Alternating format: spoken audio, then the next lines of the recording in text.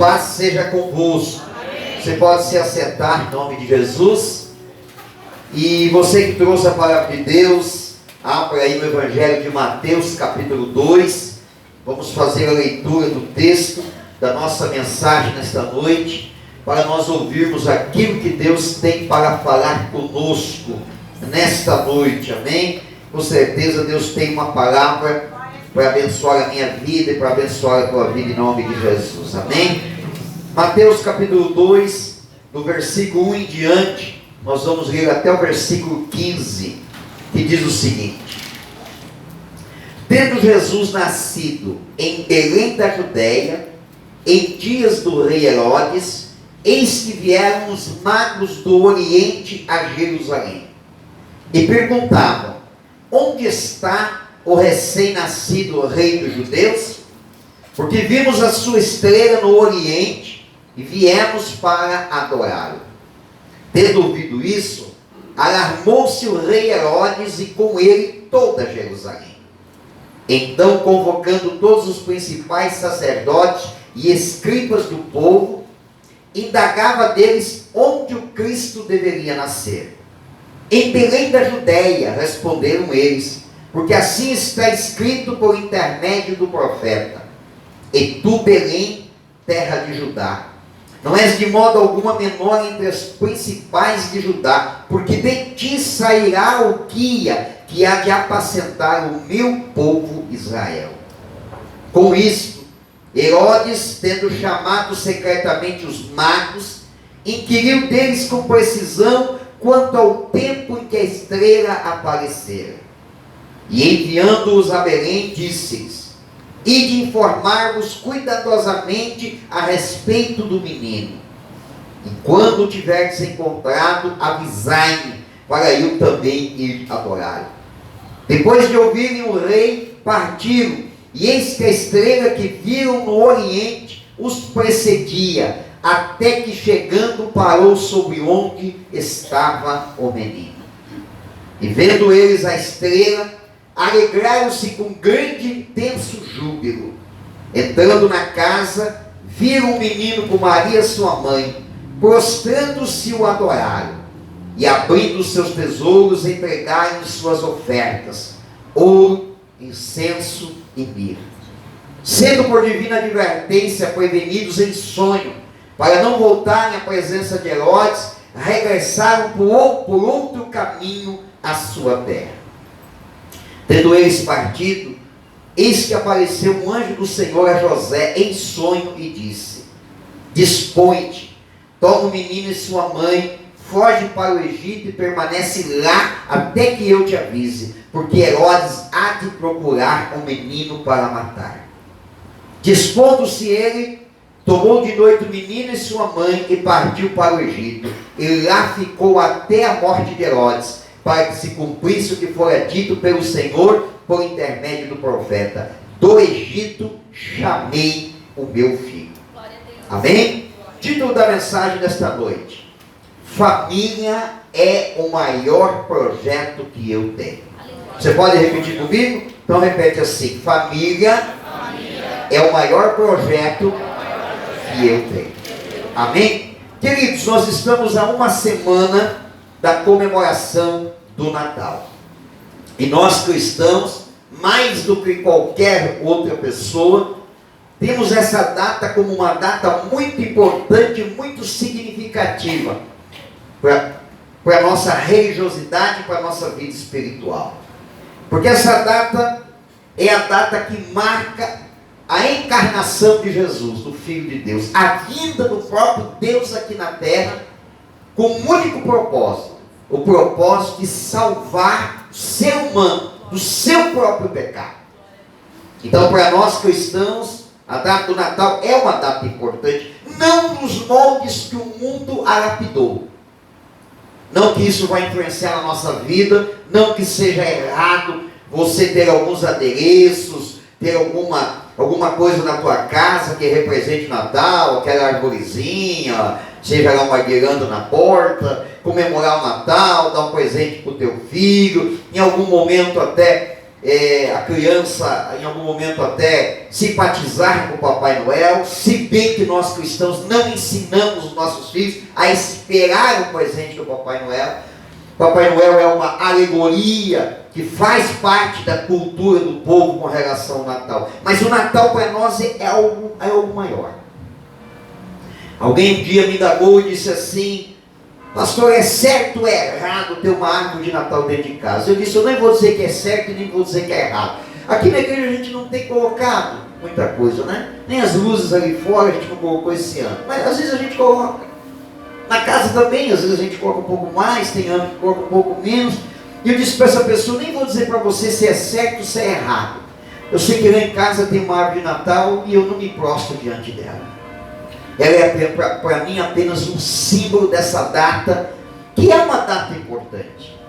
Que é uma data que as pessoas parecem que estão mais acessíveis, parece que estão mais aquebrantadas a Deus. Alguns até costumam ir na igreja somente nessa data, porque estão realmente mais acessíveis a Deus, estão mais aquebrantadas diante de Deus. Então não cabe a mim julgar nem se é certo ou se é errado. O que eu sei que é certo é que um dia o meu Salvador nasceu aqui na terra como um homem e veio aqui por um projeto. Glória a Deus.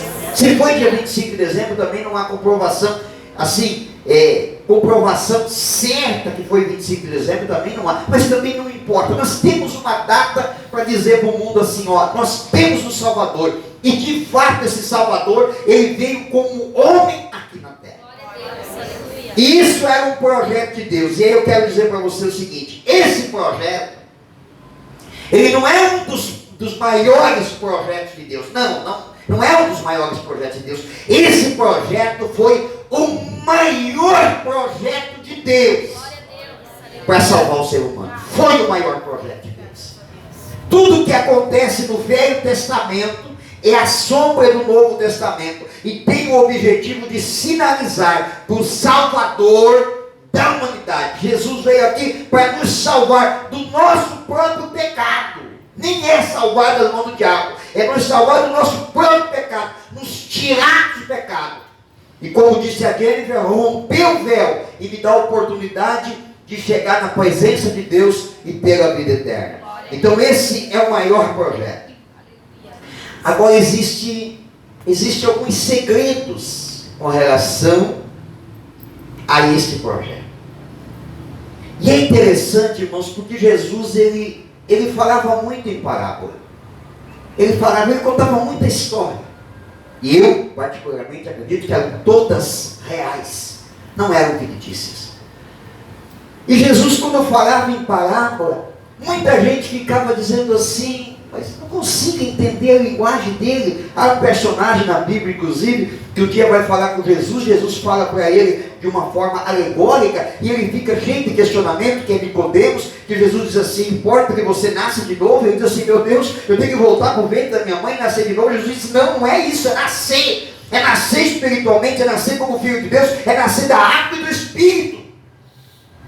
Então algumas pessoas não conseguiam entender por quê? Porque elas não davam sequência à sua caminhada com Jesus. Elas iam para ver Jesus, elas iam para receber uma bênção, elas iam em busca de milagre, mas ficavam nisso. E nos dias de hoje não é diferente. Mas para nós que somos cristãos de verdade, que nos convertemos, que entregamos a vida para Jesus, que entendemos o plano da salvação, para nós é revelado alguns segredos importantes da palavra de Deus. E eu quero trazer um que talvez não seja um segredo para você, talvez para alguém vai ser um segredo, mas para alguns não é mais segredo, né? Já se generalizou, você já ouviu, você já aprendeu. Mas se não é mais segredo para você, é algo importante para você relembrar. É uma das profecias a respeito da vinda do Salvador. Está lá em Gênesis capítulo 12, versículo 3. Se você puder, por favor, acompanhe a leitura através da sua Bíblia. Amém? Vamos lá. Tem Bíblia, abre e acompanhe a leitura. Gênesis capítulo 12, versículo 3. É uma profecia, é uma palavra de bênção. Uma palavra de bênção em direção a um homem E é uma palavra profética que diz respeito a ele e diz respeito a nós. Amém? Então diz assim o texto: abençoarei os que te abençoarem, e amaldiçoarei os que te amaldiçoarem. Agora preste atenção nessa última parte. Em ti serão benditas todas as famílias da terra. Glória a Deus. Aleluia. Do que Deus está falando para Abraão? Deus está dando uma promessa para Abraão. Deus está proferindo uma palavra de bênção em direção a Abraão. Deus está liberando uma unção muito poderosa na vida de Abraão. Está dizendo, ó, vai ter uma bênção tão grande na tua vida, vai ter uma unção tão grande na tua vida, que quem te abençoar vai ser abençoado. Quem fizer coisa boa para você, vai ser retribuído para ele coisa boa. Agora, quem fizer coisa mal para você, quem te amaldiçoar, quem lançar uma palavra de maldição contra você, vai arrumar um problema para a sua vida. Então Deus está declarando para Abraão, ó, eu tenho uma bênção muito grande para a tua vida. E quando chega na outra parte do versículo, Deus traz um segredo, uma revelação muito grande. Porque ele fala a respeito do projeto que ele tem de resgatar o ser humano. E aí ele fala a respeito da descendência de Abraão, é da onde vai vir o Salvador, é da onde Jesus vai nascer. Só que daí Deus faz uma declaração e diz assim: e nessa descendência, em Jesus, serão benditas todas as famílias da terra. Glória a Deus. Deus não disse que seriam benditos os indivíduos da terra. Deus não disse que seriam benditos os homens ou as mulheres, o ser humano, não. Deus disse que seria bendito as famílias. Glória a Deus. Eu não sei se você consegue entender o peso desta palavra, quando Deus declara para Abraão e diz assim: o meu projeto está alinhado com família. Tanto é que quando Abraão ele recebe a promessa de Deus, que ele teria um filho, e esse filho, Deus daria para ele muitas bênçãos, vitória, e Abraão transferiria essa unção para ele, e Sara era uma mulher estéril, a própria Sara tentou resolver o problema, dando uma empregada, para que pudesse ter filho através dela, mas Deus não cumpriu a promessa na vida desse menino chamado Ismael, por mais que o abençoou. Mas a promessa de Deus permaneceu no original, entre o casamento de Abraão e Sara. Por quê? Porque é um princípio de Deus abençoar família. É por isso que o título da mensagem é: família é o maior projeto que eu tenho. Qualquer projeto que você tem, irmãos, pode ser significativo e importante. Mas se ele não fizer parte da tua família, o comprometimento de Deus com ele é menor. Agora, se você tem um projeto e esse projeto diz respeito à tua família, existe naturalmente, depois dessa palavra proferida por Deus a Abraão, existe um comprometimento da parte de Deus muito grande com relação a abençoar esse projeto, abençoar essa família. Quem está entendendo, diga amém. Amém. Então existe da parte de Deus um compromisso muito grande, porque Deus disse assim: em ti serão benditas todas as famílias da terra. Aqueles que quiserem, as famílias que quiserem receber Jesus como Salvador, serão benditas, serão abençoadas. Então esse é o maior projeto que o ser humano pode ter. Queridos, eu quero nesta noite, para complementar essa minha palavra hoje não é muito extensa, eu quero nesta noite compartilhar com vocês uma pequena história. Ela não é uma história real, ela é uma história fictícia, tá? Diferente de Jesus, que eu acredito que contava histórias todas reais, a minha história desta noite é uma história fictícia. Porém, ela é uma história baseada em dados, em informações, o que pode de alguma forma estar muito perto da realidade de muitas pessoas. Eu quero contar a história de um camarada chamado George. George, um americano que se alistou nos Fuzileiros dos Estados Unidos no ano de 1965. Período da guerra em que os Estados Unidos estava em guerra contra o norte do Vietnã. Muita gente acha que os Estados Unidos guerreou contra o Vietnã. Não, na verdade, os Estados Unidos defendeu o sul do Vietnã e lutou contra o norte. E a União Soviética defendeu o norte do Vietnã. Uma guerra terrível. Uma guerra que durou 15 anos de forma intensa e mais 5 anos um pouco mais amena. Então foram quase 20 anos de guerra, e uma guerra que ceifou aproximadamente 4 milhões de pessoas entre civis e militares. George se alista nos fuzileiros dos Estados Unidos exatamente no ano de 1965, período da guerra contra o norte do Vietnã. Em pouco tempo, ele se tornou um especialista em bombas. E George, quando entrou para o exército, ele tinha um lema consigo. E o seu lema dizia o seguinte: salvar vidas, mesmo que arrisque a minha. Esse era o lema que o George levou para a guerra. Eu estou indo para a guerra para ajudar a salvar pessoas, mesmo que em algum momento eu tenha que botar a minha vida em risco. E ele se tornou um especialista em bombas. Era um período de muitas bombas terrestres, até hoje, né? Toda guerra, né? Você sabe que depois que acaba uma guerra, eles ficam, inclusive agora está acontecendo a guerra na Ucrânia, eles levantaram dados que é bem provável que alguns territórios que a Rússia tinha invadido e agora se retirou, eles possam demorar de 5 a 10 anos para conseguir tirar todas as minas, as bombas que estão escondidas por lá. Então, a guerra é uma coisa terrível, irmão. A guerra nunca deve ser enaltecida. Nunca deve. A única guerra que nós temos que enaltecer é a guerra contra o nosso principal inimigo, que é Satanás. Qualquer outro tipo de guerra, qualquer outro tipo de desavença, irmãos, nunca vai trazer coisa boa para ninguém. Vai trazer sempre problema e vai deixar uma marca, seja psicológica, seja física, seja geográfica, vai deixar uma marca muito grande. Nós estamos muito distantes desses lugares, irmãos. Então é por isso que nós não temos muita noção. Você está longe de pessoas que um dia foram para a guerra. Então você às vezes não tem noção de como psicologicamente essas pessoas são afetadas. Mas vamos continuar na história do George. Então o George tinha um lema: salvar vidas mesmo que arrisque a minha. Durante 15 anos ele participou ativamente da guerra. E após a guerra, com muitas condecorações, se tornou muito importante para os fuzileiros. Uma referência de serviço prestado ao seu país. Por isso, era requisitado a todo momento para palestras, seja para instrução ou para motivação de novos soldados. Além de vários serviços voluntários que prestava em todo o país. George se tornou uma grande celebridade nos Estados Unidos, viajando para vários lugares como palestrante, como motivador, como instrutor para orientar novos soldados, e ele era uma referência, agora já muito graduado, muito condecorado. Por onde ele passava, ele estampava os jornais e ele era até de alguma forma reverenciado pelas pessoas. Nesse tempo, além de vários serviços voluntários que prestava em todo o país. Nesse tempo, ele já não tinha mais tempo nem para sua família.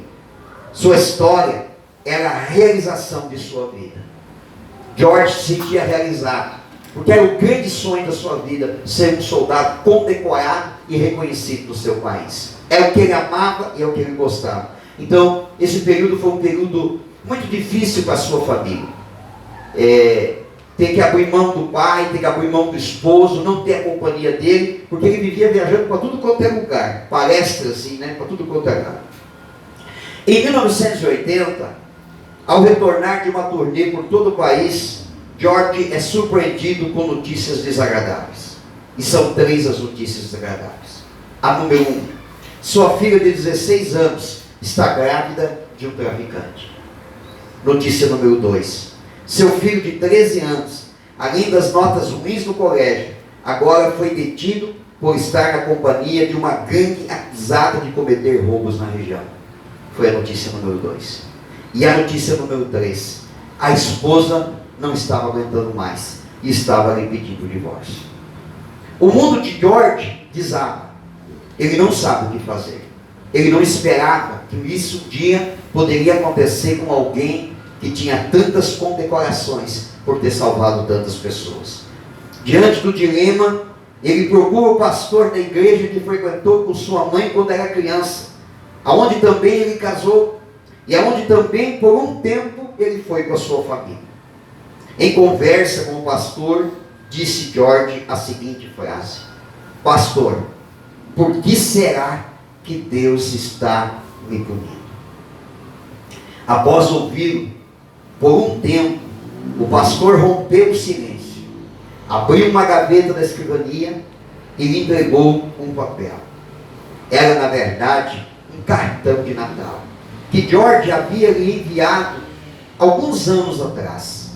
Além das felicitações natalinas, George havia escrito naquele cartão de Natal: salvar vidas, mesmo que arrisque a minha. Então o pastor lhe falou: George, você salvou muitas vidas, mas deixou de salvar a mais importante, a tua família. Mas ainda dá tempo, disse o pastor. Deus não está te punindo, Ele está te alertando que alguma coisa está errada na tua família. Eu vou deixar o final da história, já que ela é uma história fictícia, eu vou deixar o final da história para a tua imaginação, que você complete para você mesmo. George, ele deixou a sua família de lado para defender uma ambição que ele tinha. E eu deixo para você nesta noite as seguintes frases: família é o maior projeto que eu tenho. Nada é maior do que a minha família. As pessoas às vezes são enganadas no curso da sua vida. Às vezes eu vejo pessoas que se dedicam excessivamente à sua profissão, à sua carreira, a um sonho individual, mas deixam de lado as duas coisas mais importantes para o ser humano: primeiro Deus, e segundo, a sua família. Se você quer ser uma pessoa bem-sucedida na tua vida, não é a tua fama, não é a tua conquista financeira, não é a tua graduação. Não é. Não adianta você sair de uma faculdade carregando um diploma de uma grande graduação, ou você ter uma carreira de sucesso, se a tua família estiver dilacerada. Nada disso vai ter sentido. Não adianta você ter uma conta bancária gorda, se a tua família estiver desestruturada. O que o teu filho precisa, irmão, não é um presente caro de Natal. Não é. O que o teu filho precisa é a presença do pai na ceia de Natal. O que a tua esposa precisa não é um presente caro de Natal. Se você o puder, tudo bem. Mas o que a tua esposa precisa é de um companheiro ao lado dela no Natal. É isso que a nossa família precisa. O que fez José? O que fez José pela sua família, irmão? É por isso que eu li aquele texto falando do nascimento de Jesus. O que fez José? Quando ele viu a sua família ameaçada, ele deixou tudo, irmãos. Ele deixou o emprego, deixou a profissão, deixou a casa, deixou a sua terra natal. E para onde que ele foi, irmãos? Ele foi para uma terra que historicamente para Israel representava escravidão. Porque foi no Egito que Israel se tornou escravo por aproximadamente 430 anos. E foi para lá que José foi. José abriu mão da própria vida para proteger a sua família. Foi o que faltou para George. Foi isso que faltou para ele.